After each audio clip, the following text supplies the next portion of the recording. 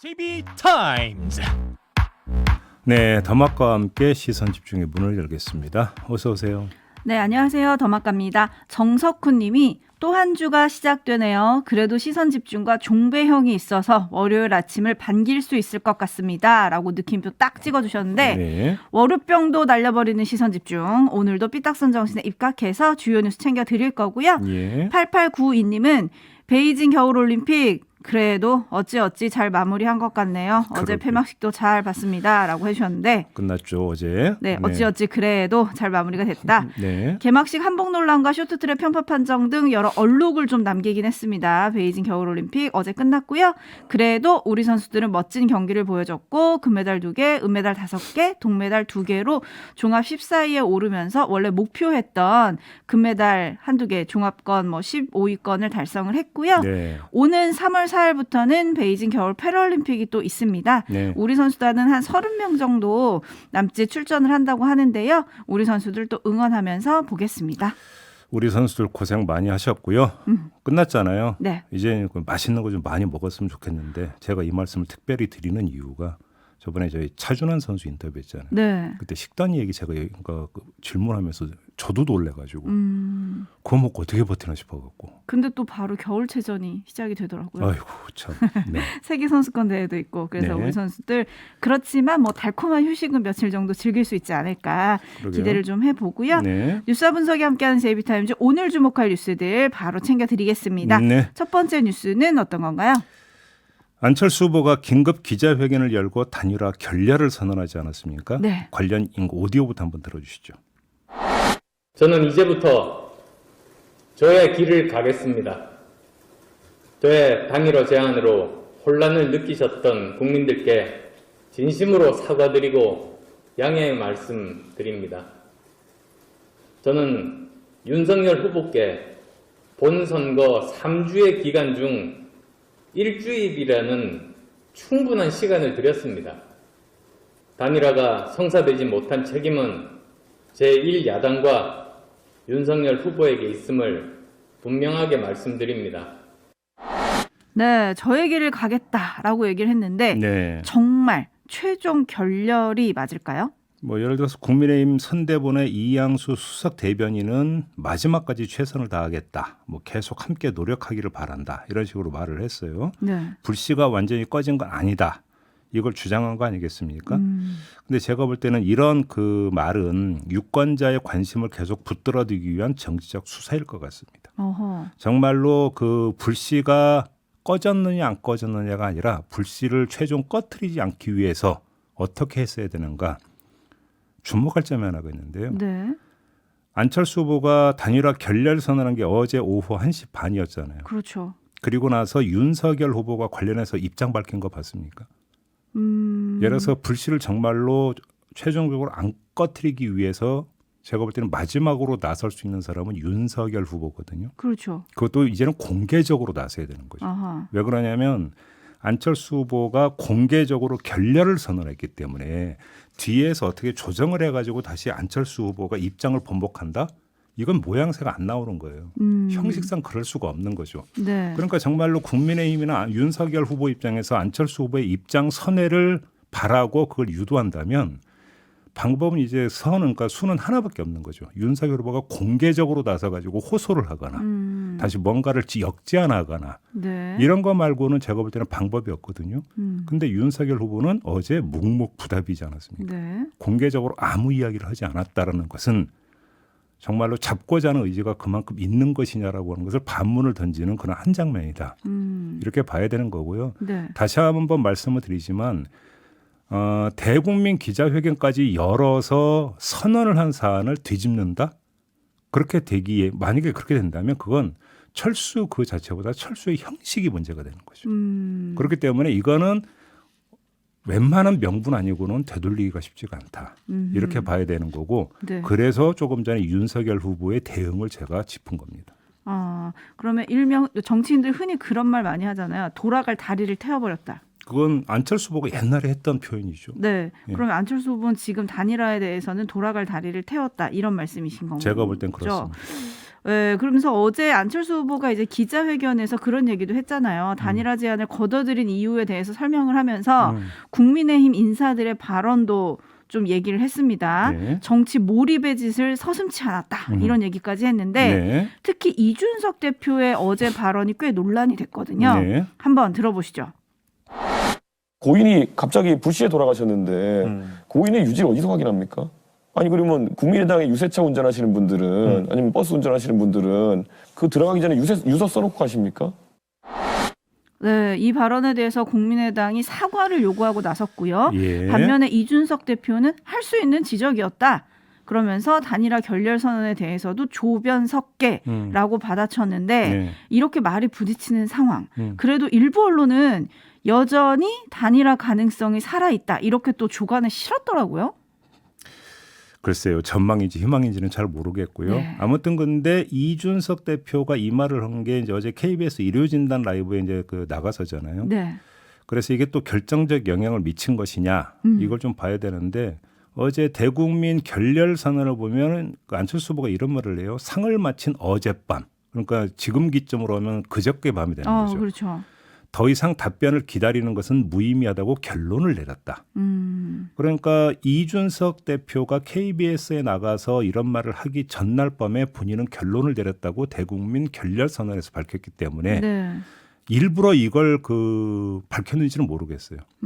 실질적으로는 이준석 대표의 말에 자극받아서 결렬을 최종 결심을 했지만 지금까지 안철수 후보의 행보를 보면 이준석 대표의 이른바 도발성 발언에 대해서 별로 정면 대응은 안 했거든요. 네. 거의 무시 전략으로 그러니까 일관을 해왔는데 그러니까 이거에 대해서 맞대응하는 전에서 결렬 선언한 모양새를 보이는 게 별로 좋지 않다고 생각을 해서 어젯밤이라고 했는지는 모르겠지만 아무튼 결렬 선언 내용을 보면 어젯밤 최종 결론을 내렸다고 밝히고 있거든요. 네. 그러니까 본인 스스로 대외적으로 공식적으로는 이준석 대표의 말 때문은 아니다라는 이렇게 밝혔던 걸로 봐야 되는 거죠.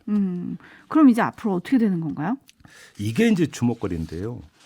지난주에 바로 이 JB타임즈에서 윤석열 후보와 이재명 후보 간 지지율이 오차 범위 밖으로 벌어진 것에 대해서 우상호 더불어민주당 선대위 총괄 선대본부장이 내린 진단을 소개해드린 바가 있지 않습니까? 그렇죠. 예. 이때 우상호 총괄은 지지율이 벌어진 가장 큰 이유로 단일화 논의를 꼽은 적이 있었거든요. 네. 그래서 저는 이걸 받아가지고 우상호 총괄 본부장의 진단을 받아서 단일화 형사 여부와 투표율의 상관성을 말씀드린 바가 있었습니다.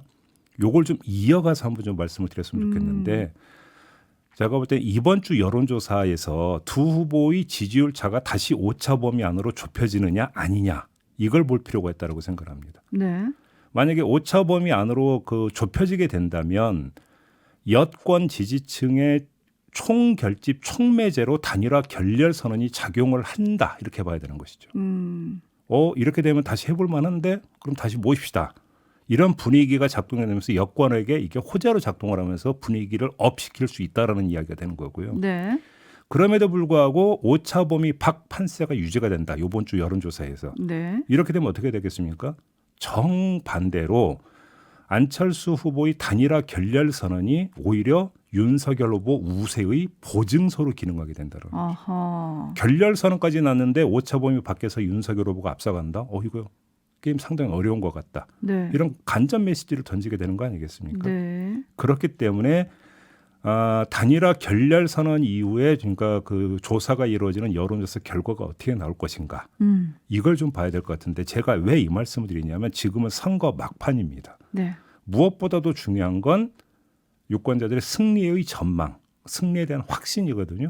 이게 결국은 투표 참여로 이어지느냐 마느냐를 결정하는 중대 변수이기 때문에 드리는 말씀입니다. 내 표가 사표가 되느냐 안 되느냐. 그렇죠. 그렇죠. 어떤 결과로 이어질지 궁금한데요. 5722번님이 TV 토론 지켜봅시다라고 해주셨는데 오늘 저녁에 있잖아요. 네, 8시에 네. 있죠. 네. 그리고 또 국민의힘이 단일화 결렬에 대한 솔직한 심정 요거는 잠시 후 하태경 의원한테 들어보도록 하고요. 네. 저희가 좀 전에 이준석 대표 컷을 좀 소개를 해드렸는데 4460님이 아무리 냉혹한 게 정치라지만 서로 예의는 좀 지켰으면 좋겠습니다. 제가 볼 때는 이게 단일화 결렬 선언에 영향을 미쳤느냐 말고 네. 이 발언 자체는 적절한 발언이냐는 평가를 해야 되는데요. 그러니까요. 적절한 발언은 절대 아니라고 봅니다. 그렇습니다. 네. JB타임즈 다음 주목할 뉴스 오디오로 먼저 만나보시죠. 대장동 녹취록에 그분이 민주당 이재명 후보가 아닌 현직 대법관이었다는 보도가 나오자 민주당은 윤석열 후보와 국민의힘이 허위 사실을 지속적으로 유포해왔다며 사과를 요구했습니다. 그러면서 화천대유 대주주인 김만배 씨와 정영학 회계사의 녹취록 일부를 공개했습니다. 민주당은 윤석열 영장 들어오면 윤석열은 죽어. 내가 우리 김 부장 잘하는데 위험하지 않게 라는 말을 윤 후보가 했다는 김 씨의 말 등을 토대로 두 사람이 깊은 관계였다고 역공을 폈습니다. 윤석열 후보와 김만배가 매우 깊은 관계이고 윤석열 후보가 김만배에게 치명적인 약점을 노출시키고 있다는 것을 다시 한번 확인시켜주는 것입니다. 윤 후보 측은 즉각 반박했습니다. 이양수 수석 대변인은 범죄자들끼리 작당 모의하면서 떠든 말로 의혹을 제기하는 것이 우습다며 민주당이 공개한 내용은 모두 허위라고 밝혔습니다. 네. 어제 우상호 총괄선대본부장, 민주당의 우상호 총괄선대본부장이 추가로 지금 공개한 내용이 바로 이거거든요. 네. 김만배, 정영학 대화 내용을 다시 한번 정리를 해드리면 김만배 씨가 윤석열 영장이 들어오면 윤석열은 죽어 이렇게 말을 하니까 정영학 씨가 죽죠. 원래 죄가 많은 사람이긴 해.